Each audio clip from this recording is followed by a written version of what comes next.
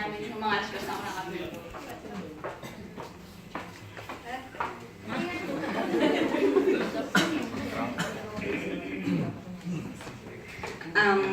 October 30, 2013. Who would have thought that in a busy clinic duty routine, God will let me meet the man who would give colors to my world and would change my life.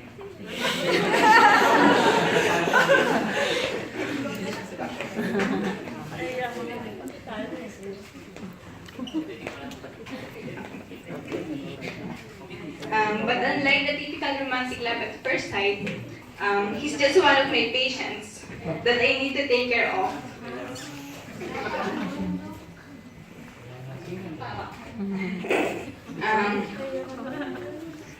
But never did I expect that this nurse-patient care will soon turn into love. A love of a lifetime.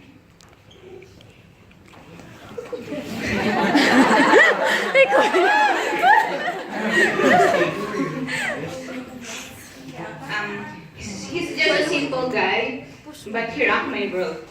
Hindi man siya kasing gwapo ni Alden Richards. or kasing happy James Reid, pero siya ang ultimate leading man ng buhay ko. Like a princess. Sound cheesy, but that's how he treats me. Kulang na lang wag ako padabuan sa lamok. He's such a patient and understanding man. Na kapag tinopak ako at sinumpong, he will remain calm, and instead of fighting me back, he will just give me a warm and tight hug. Tissue.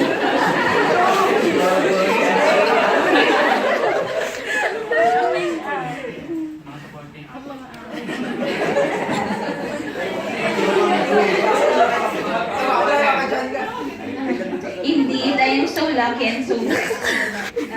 Sometimes I ask myself, what did I do for God to give me more than I deserve? Then I realize that it's you who I prayed for my whole life. It is you who I want to spend the rest of my days with.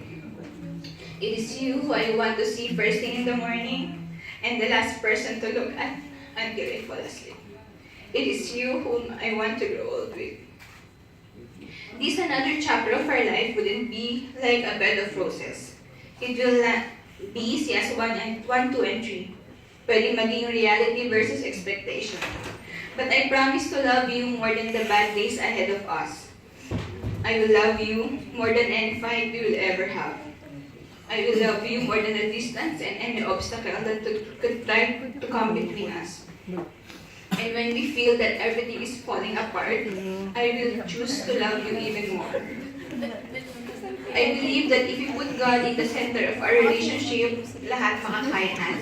Nabanggit eh. I'm not perfect, but I promise to be the best. I vow to honor and respect you, to comfort, encourage, and inspire you each day for the rest of my life.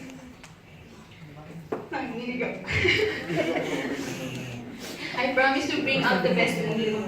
I will forever be your #1 fan, your all-time supporter, and your spirited cheerleader. Your best friend, your partner in crime, your loving nurse, and now your wife. I pledge to be the greatest mom to our future little John and Gladys. At pag tumanda na tayo, kahit postisyon na ang ngipin mo, at wala ka ng buhok,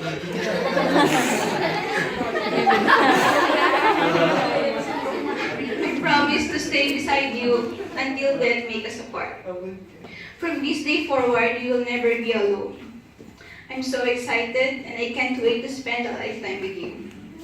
Inararo ta ka, ang God kauyos na bilay. I love you forever. Pagkasiling, I love you forever.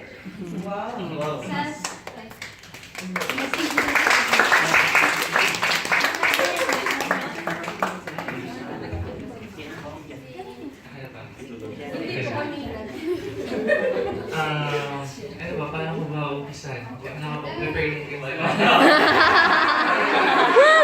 Nakapag-prepare yung script eh. So paano ba? Actually, so So, paano ba tayo nagkakilala nun? Sa clinic, ano? Actually, kararating lang namin dito sa Qatar nun. So, I decided na to go for check-up, no, sa doctor just to check my blood chemistry. And then, nagpunta ako sa isang doctor, si Dr. Sanjay. So, Dr. Sanjay, and then, so, doon ko na first na-meet si Gladys. Siya ang nurse ni Dr. Sanjay. And then, nung pumasok ako sa room nila, parang, hindi ko alam, parang may spark or medyo okay. May spark, parang may na-curious ako na parang makuha yung attention mo. Parang gano'n, no? So, siguro kasi, ano ba yan? Kasi medyo masungit eh. Ito masungit. Masungit ang next step. And then, so, later on, so, nagpa-ECG ata ako nun, ano? Oo, kay Chapa. Kay Chapa. Kaya ako kay Christian. So, actually, ikaw atang ECG sa akin, ano? So, and then, after nun,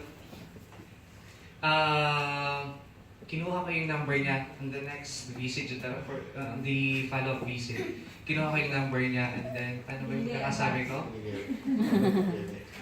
Ano ba nakasabi ko? Kinuha ko yung number niya, and then, hindi naman. Isinulat niya lang dun sa, sa maliit na piece of paper, no? And then, after yun, message ko siya. Then, dun na nag-start. Ano ba yun? Hindi siya nag-reply eh. So, splash mo ito naman.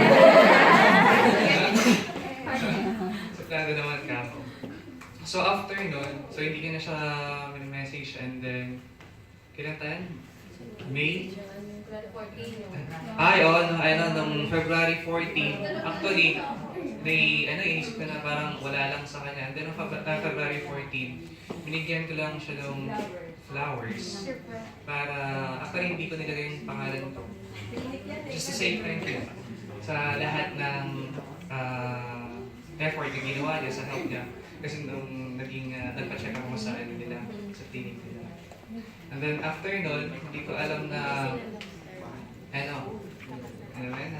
na-operate pala siya sa nasa hospital pala siya. So, to cut it short, no? So, yung communication namin noong May.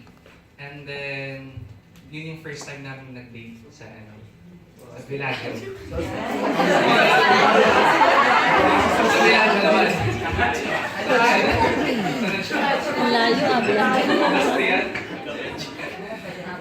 So yun yung first time namin nag-date. And then parang wala lang nun. And then after nun, so matagal kong hindi nag-message sa kanya. And then later on, nag-message ka. Nag-message siya. Oo, yun. Sabi kasi hindi naman kasi medyo hindi man yung schedule sa work. So, si Christian, siya yung nag-ano sa kanya, nag-initiate na i-message ako, nag-reach siya ng Nag-giveaway na si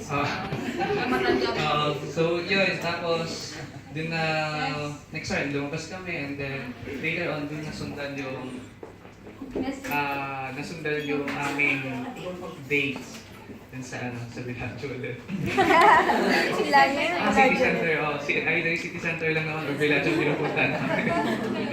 Then, naalala ko nung hindi pa kami, even nung kami, tapos nung, ayun, niligawan ko siya, and then,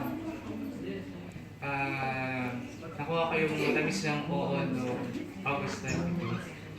Pero, even though na, syempre, since na andito tayo sa Qatar, alam natin na Muslim country ito, syempre.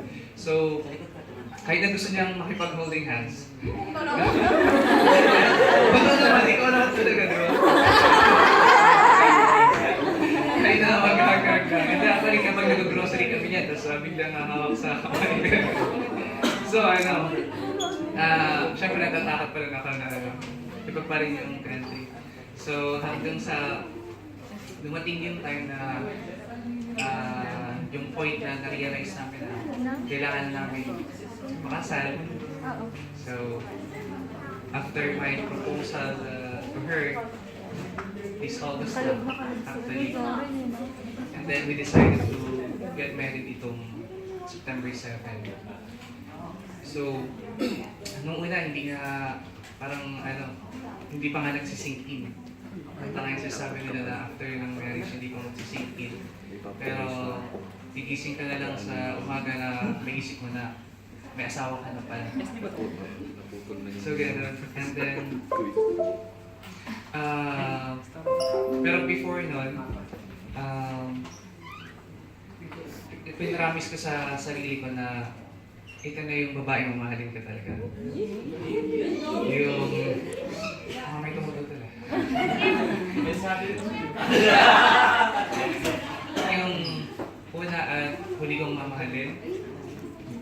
And then, honestly, faith talaga I believe talaga na faith talaga ni God yung maging kami. Kasi nung before kami mag-date, honestly, wala na, ang bala ko nun is punta na ako ng Dubai. So, pagkatapos ng contract ko dito, punta na ako ng Dubai agad. And then, later on, syempre nung sinagot na niya ako, so, naudot na yung pagpunta ka ng Dubai. Bala ako sana ng Pero, yun, kaya naniniwala ako na everything happens for a reason. And, syempre, with the guidance of our Lord, Jesus Christ. And you always put your plans, of course, sa Kanya. And 100% na i-guide niya kayo sa lahat ng buhay niyo. And to my dearest wife, to Mrs. Fabia, I promise na magiging faithful, magiging loyal husband, and I promise na I will do my best to make you happy every day, every minute, and every second of my life. Na magkasama tayo. I know na marami tayong pagsubok na pagdaraan, but hindi ko iniisip yan. As long as, like you said, like yung mga sinasabi nila na we always put God the center of our life, makakaya natin kung ano man yun. Okay? So, I love you so much.